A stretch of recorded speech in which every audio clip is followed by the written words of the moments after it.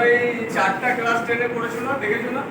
বংশগতিতে আছে যে একটা বেটে মটর গাছ আর একটা লম্বা মটর গাছ, দুটোর মধ্যে যদি সংকরায়ন ঘটানো হয় তাহলে কি হয়?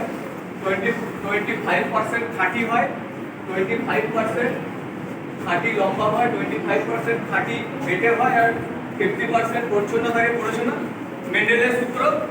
পড়েছো তো? একই রকম চার্ট এটা, যে এটা দুটো জিন আছে, এটা হচ্ছে বাবার একটা জিন খারাপ আছে, মায়ের একটা জিন খারাপ আছে, মানে দুজনে হচ্ছে মাইনর বা ক্যারিয়ার। ঠিক আছে? তাহলে সম্ভাবনা হচ্ছে যে এই জিনটার সাথে এই জিনটা যখন বিক্রিয়া হবে এখানে, তখন 25% সম্ভাবনা হচ্ছে যে থ্যালাসেমিয়া পেশেন্ট হবে। দুটো ক্যারিয়ার হয়েছে, দেখো এই দুটোর একটা করে জিন খারাপ আছে, এই দুটো ক্যারিয়ার, এইটা হচ্ছে পেশেন্ট। 25% সম্ভাবনা হচ্ছে যে থ্যালাসেমিয়া পেশেন্ট হবে। ঠিক আছে? 50% হচ্ছে ক্যারিয়ার হবে, আর 25% হচ্ছে সুস্থ স্বাভাবিক মানুষ হবে, এর মধ্যে কোনো থাকবেই না কিছু। তো এরকম হচ্ছে বিষয়টা। সেই জন্য আমরা বলি যে বিবাহের পূর্বে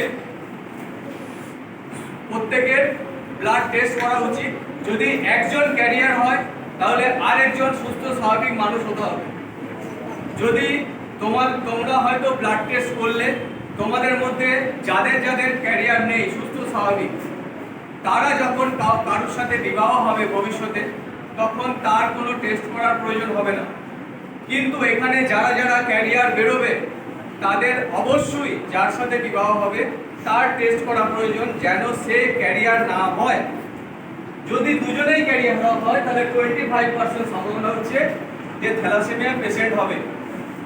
এখন এর মধ্যে আরেকটা প্রশ্ন বারবার আসে যে অনেকে এখন মডার্ন যুগ, অনেকে রিলেশনশিপে আছে 5 বছর 10 বছর, হ্যাঁ, তো বাধ্যতামূলকভাবে ম্যারেজ হতেই হবে।